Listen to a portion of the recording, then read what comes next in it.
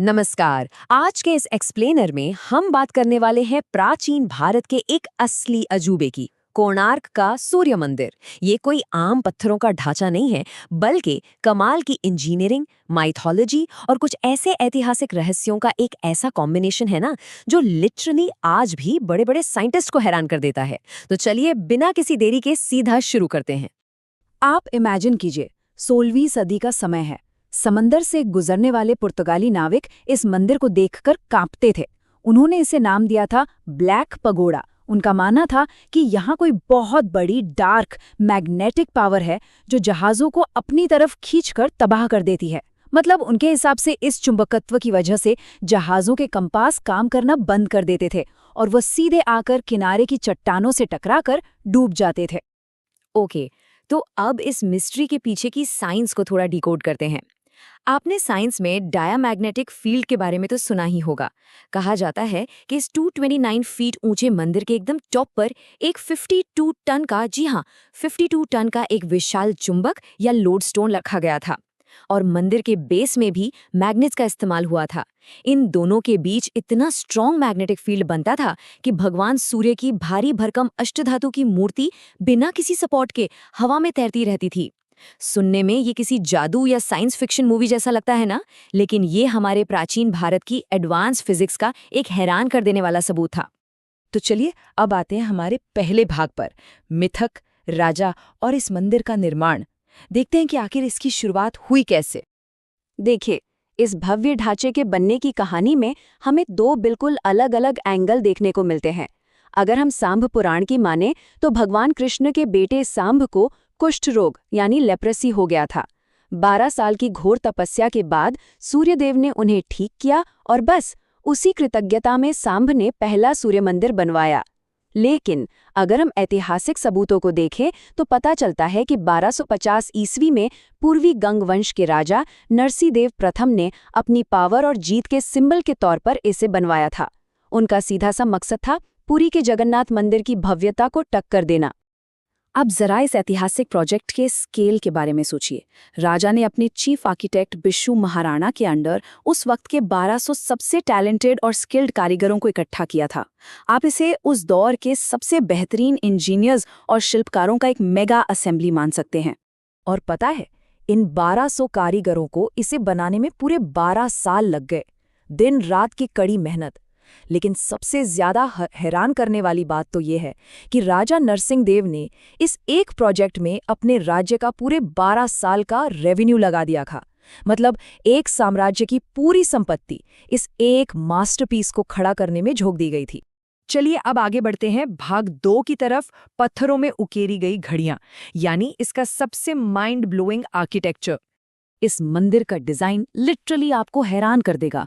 पूरे मंदिर को ऐसे डिजाइन किया गया है जैसे वो भगवान सूर्य का एक विशाल 229 फीट ऊंचा रथ हो। इस रथ को खींचते हुए 7 पत्थर के घोड़े बनाए गए हैं। और दिलचस्प बात देखिए, ये 7 घोड़े हफ्ते के 7 दिनों और लाइट के 7 कलर्स को रिप्रेजेंट करते हैं। हम सब पढ़ते हैं कि आइजैक न्यूटन ने 17वीं सदी में लाइट के 7 रंगों की खोज की थी, राइट? लेकिन ये मंदिर तो उससे सदियों पहले बन गया था। इसके साथ ही इस रथ में 24 विशाल पहिए हैं जो दिन के 24 घंटों को दर्शाते हैं। और ये चीज़ बहुत ही शानदार तरीके से दिखाती है कि 800 साल पहले के ये पत्थर के पहिए आज की डिजिटल घड़ियों जितने ही सटीक हैं। अगर आपको इनमें टाइम देखना है तो बड़ा सिंपल और साइंटिफिक तरीका है। पहिए में 8 बड़ी तीलियां हैं जो 3-3 घंटे का गैप दिखाती हैं। बस अपनी उंगली को पहिए के बीचों बीच रखिए और उसकी परछाई एंटी क्लॉकवाइज जिन छोटी तीलियों पर पड़ेगी, उससे आप 3 मिनट की एक्यूरेसी के साथ टाइम बता सकते हैं। है ना कमाल? अच्छा, अब इंजीनियरिंग का एक और मैजिक देखिए। उस जमाने में आज जैसा मॉडर्न सीमेंट तो होता नहीं था, तो फिर इतनी बड़ी इमारत खड़ी कैसे रही? दरअसल उन कारीगरों ने विशाल पत्थरों को जोड़ने के लिए लोहे की पट्टियों और क्लैंप्स का इस्तेमाल किया था, जिसे हम एक एडवांस्ड आयरन इंटरलॉकिंग सिस्टम कह सकते हैं। इसी तकनीक ने इस 20 मंजिला ऊंची इमारत को इतने सालों तक भूकंप के झटकों और समंदर की नमकीन हवाओं से बचाकर रखा था। अब आते हैं भाग 3 पर, धर्मपद का बलिदान। इतनी भव्यता के पीछे एक बहुत ही इमोशनल कहानी भी है। जी हाँ, इतनी बड़ी अचीवमेंट के पीछे एक बहुत बड़ी मानवीय कीमत भी चुकाई गई थी। ये कहानी है चीफ आर्किटेक्ट के 12 साल के बेटे धर्मपद की। हुआ कुछ यूं था कि 12वें साल के आखिर में जब वो 1200 कारीगर मंदिर के एकदम टॉप पर उस भारी मैग्नेटिक कलश को सेट नहीं कर पा रहे थे, तो राजा ने अल्टीमेटम दे दिया। अगर सुबह तक काम पूरा नहीं हुआ तो सबका सिर कलम कर दिया जाएगा। रात को वो 12 साल का बच्चा धर्मपद वहां आता है। वो पुरानी मैन्युस्क्रिप्ट्स पढ़ता है और अकेले ही उस 52 टन के कलश को फिक्स कर देता है।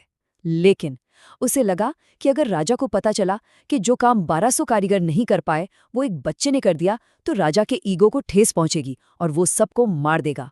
उन 1200 लोगों की जान बचाने के लिए सुबह होते ही उस बच्चे ने मंदिर के शिखर से चंद्रभागा नदी में छलांग लगा दी। एक बच्चे ने सबका जीवन बचाने के लिए अपना बलिदान दे दिया। इस दुखद कहानी के बाद हम पहुंचते हैं भाग 4 पर। सूर्य मंदिर का पतन। कैसे गायब हुआ इसका शिखर? इतने बलिदान और बेजोड़ इंजीनियरिंग के बाद भी आज ये मंदिर अपने ओरिजिनल फॉर्म में नहीं है। आज हम जो देखते हैं वो सिर्फ एक असेंबली हॉल है। वो 229 फीट ऊंचा मेन टावर आज पूरी तरह से गायब हो चुका है। इसके अचानक ढहने के पीछे बेसिकली 3 हिस्टोरिकल और साइंटिफिक थ्योरीज दी जाती हैं। पहली थ्योरी ये है कि पुर्तगाली नाविकों ने अपने जहाज़ों को बचाने के लिए उस टॉप वाले 52 टन के चुंबक को निकाल दिया, जिससे पूरा स्ट्रक्चरल बैलेंस बिगड़ गया। दूसरी थ्योरी के मुताबिक 1568 ईस्वी में जनरल काला पहाड़ ने इस पर हमला करके इसे तोड़ा। और तीसरी, एक ज़्यादा साइंटिफिक थ्योरी ये है कि मंदिर की नींव कमज़ोर रेतीली मिट्टी पर थी और शायद किसी बड़े भूकंप की वजह से ये अपने ही वजन से ढह गया। इस पर आज भी एक्सपर्ट्स एकमत नहीं हैं। पर जब ये सब तबाही मच रही थी तो मंदिर के पुजारियों ने एक बहुत ही बहादुरी का काम किया। उन्होंने हवा में तैरती हुई उस अष्टधातु की सूर्य प्रतिमा को वहां से निकाल लिया और बरसों तक उसे रेत के नीचे छिपा के रखा ताकि उसे बचाया जा सके। लेकिन इसके बाद बिना किसी देखभाल के ये पूरा मंदिर धीरे धीरे वीरान होता गया और एक घने जंगल में खो गया। और फाइनली हमारा भाग 5, रेत के नीचे छिपे राज और आज की खोज।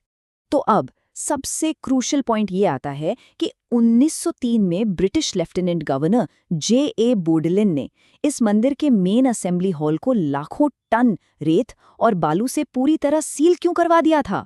ऑफिशियली तो यही कहा गया कि भाई कमजोर छत को सपोर्ट देने के लिए ऐसा किया गया है, लेकिन आप खुद सोचिए, क्या ये सच में सिर्फ ढांचे को सहारा देने के लिए था, या फिर उस अंधेरे हॉल में कुछ ऐसा राज था जिसे दुनिया से छिपाना जरूरी समझा गया। और अब 120 से भी ज्यादा सालों के बाद फाइनली हम उन सीलबंद दरवाजों के उस पार देखने वाले हैं। 2022 में आर्कियोलॉजिकल सर्वे ऑफ इंडिया ने इस रेत को सेफली बाहर निकालने का काम शुरू किया। 2025 में IIT मद्रास की team sensitive vibration free core drilling पर काम कर रही है। और सबसे एक्साइटिंग बात क्या है पता है? AI और ग्राउंड पेनिट्रेटिंग रडार के डेटा से ये हिंट मिले हैं कि नीचे कुछ छिपे हुए चेम्बर्स भी हो सकते हैं। मतलब हमें कुछ ऐसा मिल सकता है जो इतिहास को एक नया ही मोड़ दे दे।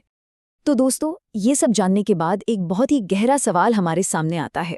क्या कोणार्क का सूर्य मंदिर वास्तुकला की कोई ऐसी भूल थी जो अपने ही भारी वजन से गिर गई, या फिर ये एक परफेक्ट एडवांस एंशिएंट मशीन थी जिसे वक्त से पहले ही तबाह कर दिया गया? पत्रों में उकेरे गए ये अनसुलझे रहस्य हमें वाकई ये सोचने पर मजबूर कर देते हैं कि हमारे पूर्वजों के पास ऐसा कौन सा ज्ञान था जो आज हमसे खो गया है। इसके बारे में जानने की उत्सुकता शायद कभी खत्म नहीं होगी।